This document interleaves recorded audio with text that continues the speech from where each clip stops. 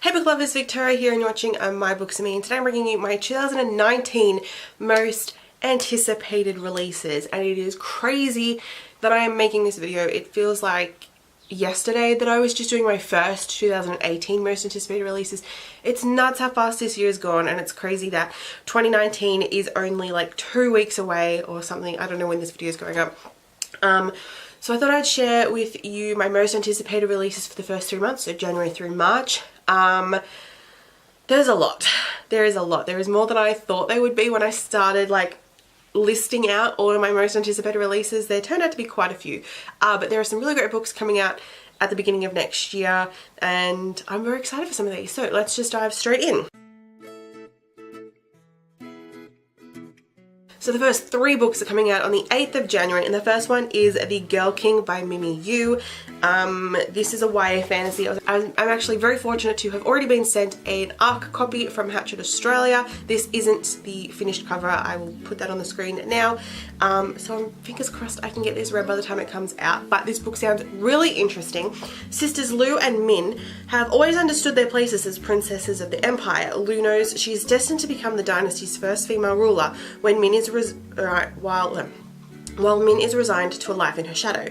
Then their father declares their male cousin Set the heir instead, a betrayal that sends the sisters down 2 very different paths. Determined to reclaim her birthright, Lu goes on the run. She needs an ally and an army if she is to succeed. Her quest leads her to Nokai, the last surviving wolf shapeshifter. Nock wants to keep his identity secret, but finds himself forced into an uneasy alliance with the girl whose family killed everyone he ever loved. Alone in a volatile court, Min's hidden power awakens, a forbidden dead magic that could secure Set's reign, or allow Min to claim the throne herself. But there can only be one emperor, and the sisters' greatest enemy could turn out to be each other.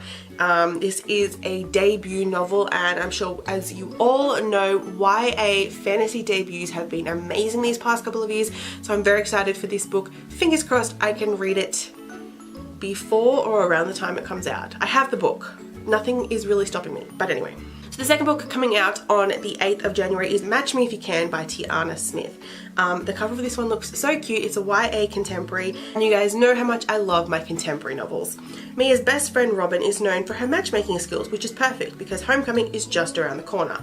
But Robin refuses to set Mia up with the guy of her dreams, which forces Mia to take matters into her own hands. She uses Robin's matchmaking service to make sure popular Demetrius falls for her. Vince asks her out, but Mia doesn't count on Logan, the persistent school newspaper photographer who seems to like her out of the blue. Now she has to choose between Vince, the guy she knows is right for her, and Logan, who insists that she give him a chance. And she needs to make sure Robin doesn't find out that Mia's matchmaking behind her back. Mia has 2 weeks before homecoming. Can she fix the mess she made, or will she have to kiss her perfect match goodbye forever? It just sounds like it's going to be a fun, cute contemporary, and like, who doesn't love one of them? Finally, the last book coming out on the 8th of January is Two Can Keep a Secret by Karen McManus, and one of the reasons why I was drawn to this is because it reminds me of Pretty Little Liars. In fact, the cover actually says 2 can keep a secret if one is dead, and if you guys are a Pretty Little Liars fan, you'll know that that is in the theme song of Pretty Little Liars. So of course, I had to add this to my list because it sounds like it's going to be so good. Echo Ridge is small town America. Ellery's never been there, but she's heard all about it. Her aunt went missing there at age 17, and only 5 years ago, a homecoming queen put the town on the map when she was killed. Now Ellery has to move there to live with a grandmother she barely knows.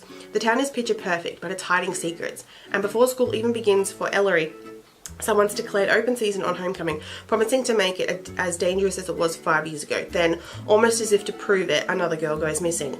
Ellery knows all about secrets. Her mother has them, her grandmother does too. And the longer she's in Echo Ridge, the clearer it becomes that everyone is hiding something. Which is why in Echo Ridge, it's safest to keep your secrets to yourself. I love a good mystery. It's been a while since I've read one, and this definitely has PLL vibes to it, which I love me some PLL, so this should be really good. Next, coming out on the 15th of January is Famous in a Small Town by Emma Mills. I've not read any of Emma's work before, but I've definitely been meaning to, and I also love the cover of this book. This one sounds like it's going to be fun. It's a YA contemporary. For Sophie, small town life has never felt small. She has the Yum Yum shop with its famous 14 flavours of ice cream, her beloved marching band, the pride and joy of of Arcadia High, even if the football team disagrees, and her 4 best friends, loving and infuriating, wonderfully weird, and all she could ever ask for. Then August moves in next door, a quiet guy with a magnetic smile. August seems determined to keep everyone at arm's length, Sophie in particular. Country stars, revenge plots, and a few fake kisses, along with some excellent real ones, await Sophie in this hilarious heartfelt story. This is like everything I sort of want in a contemporary, so I'm definitely excited to get my hands on this one, as I said. And as I said, the cover also looks stunning, so I need that cover in my life. Then on the 29th of January is Catastrophe Queen by Emma Hart. I'm so excited for this one.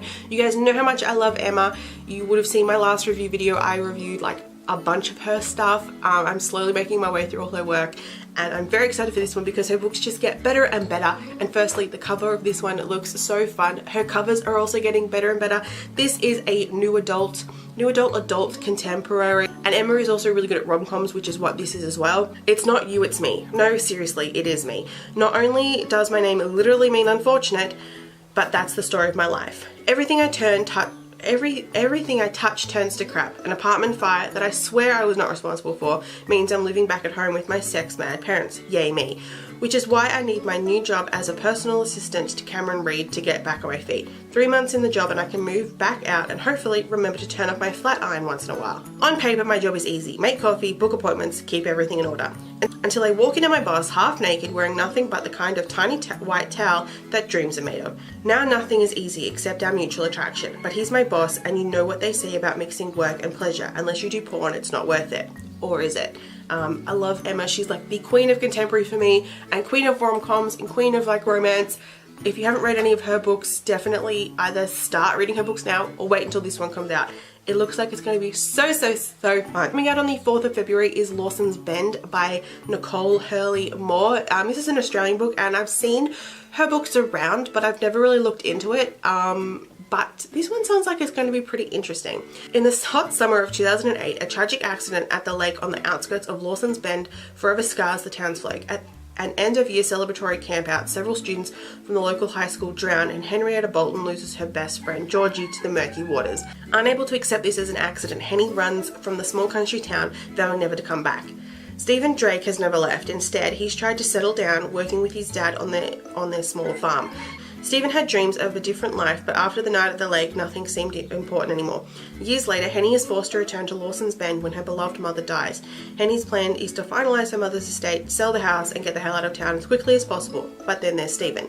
Ever since they were kids, Stephen had a soft spot for Henny, and it was he who saved her life that night amid the panic. Yet he never had the courage to tell her just how he felt. But now she's back in town. Stephen wonders if he has a second chance. This is an adult contemporary. It sounds like a good one, and I'm sure it's going to be packed with feels, which I kind of like.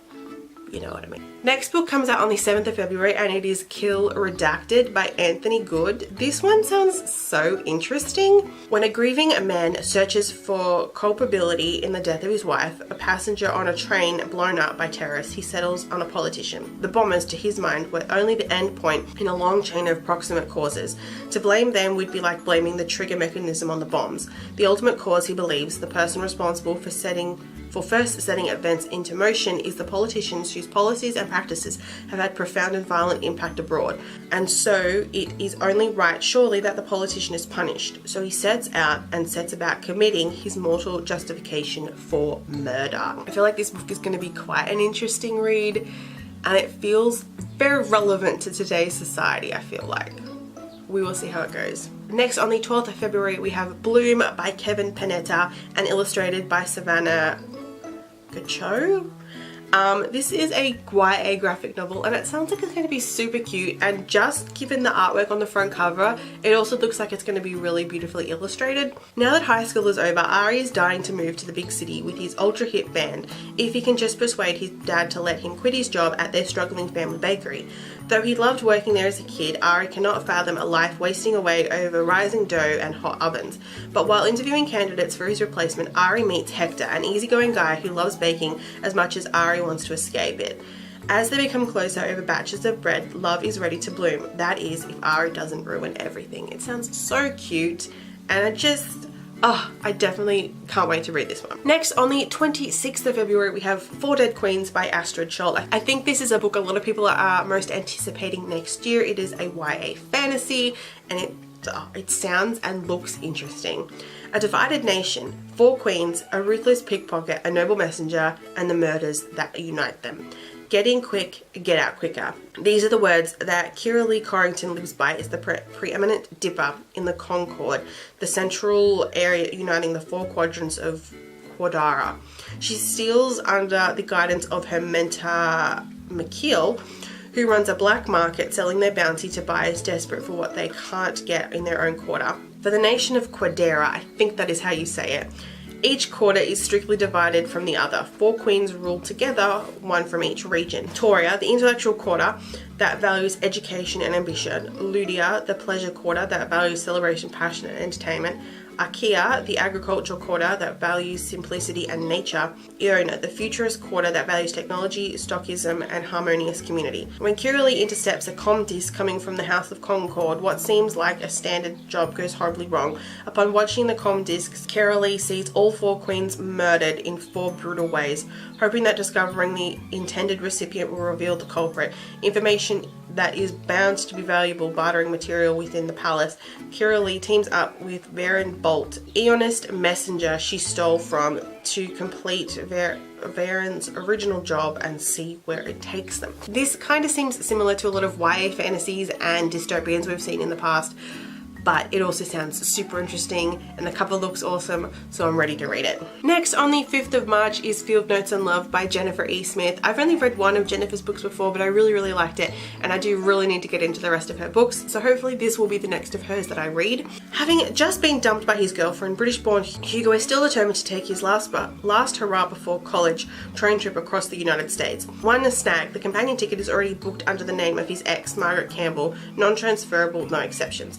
Enter the new Margaret C, May for short, an aspiring filmmaker with big dreams. After finding Hugo's spare ticket offer online, she's convinced it's the perfect opportunity to expand her horizons. When the two meet, the attraction is undeniable and both find more than they bargained for. As May pushes Hugo to explore his dreams for his future, he'll encourage her to channel a new vulnerable side of her art. But when life off the train threatens the bubble they've created for themselves, will they manage to keep their love on track? I mean, it just sounds like it's gonna be cute, so of course I want to read it. Next, on the 12th of March, we have Beware the Night by Jessica Fleck. This is another fantasy.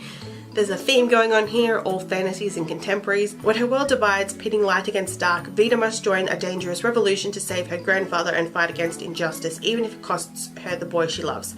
On the island of Bologna, on the island of Bologna, life is peaceful as long as the citizens dutifully worship the sun, which protects them from all harm. 17-year-old Vida knows that keeping the sun happy will protect her and her grandfather from the night, the dangerous people who snatch innocent citizens from their beds under the covers of darkness, never to be seen again. As long as Vida follows the rules, she will be safe. But when Vida's grandfather is offered up as the next sacrificial offering to keep the sun's favour, she starts to see the safety she's been promised comes with a dangerous price. Maybe there is more to fear above than there is below. With a mysterious young man, Dorian, at her side, Vida has to figure out if the scary bedtime stories she grew up hearing are real or dangerous lies. I mean, doesn't this just sound so interesting? Next, on the 26th of March, we have The Roommate Agreement by Emma Hart. Emma's really good at bringing out books like every 3 months. The only information we have about this is a brand new best friends to lovers rom-com from Emma Hart. I've loved her friends to lovers stories in the past, so I'm definitely excited for this one. Emma usually releases her synopsis and cover about 6 weeks out from the release, so I'm sure you guys will see me talking about this one online closer to the release date. Also on the 26th of March, we have Eyes on Me by Rachel Harris. This sounds like it's going to be a new adult contemporary, and I mean, I just love them. Look up the word nerd and you'll find Lily Cooper's picture. She's got one goal: first stop valedictorian, next stop Harvard, until a stint in the hospital from too much stress lands her in the last place a klutz like her ever expected to be: salsa dance lessons. Look up the word popular and you'll find Stone Torres's picture. His life seems perfect. Star of the football team, straight-A student, lots of friends, but his family is struggling to make ends meet, so if pitching in at the Torres dance studio helps, he'll do it. When Lily's dad offers Stone extra cash to volunteer as Lily's permanent dance partner, he can't refuse. But with each dip and turn, each moment her hand is in his side job starts to feel all too real. But in dance, as in life, one wrong move and someone could get hurt. Oh, this sounds like it's gonna be cute. I can't wait. Finally, also on the 26th of March, we have To Whatever End by Lindsay Friedman. This is a YA fantasy that sounds so intriguing that I cannot wait. Quinn Easterly is cursed. With one touch, she can see the end to someone's life. Everyday deaths, and ones that haunt her in her daydreams. Ones that have always proven impossible to prevent. She has finally learned to go about life as usual until she meets Griffin.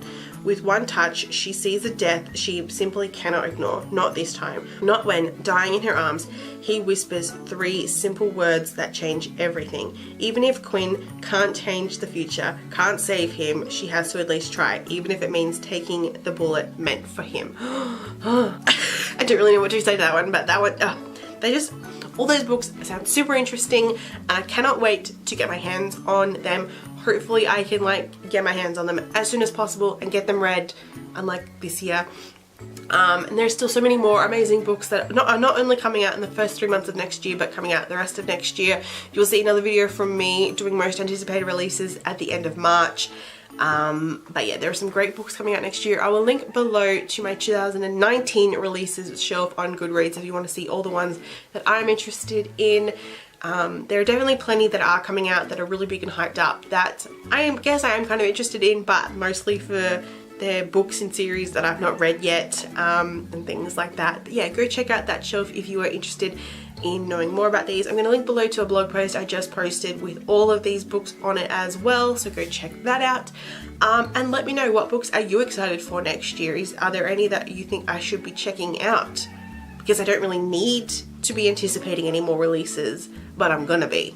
Anyway, give this video a thumbs up if you enjoyed and if you are excited for any of these books that I've just talked about, and I will see you guys soon with another video. Bye!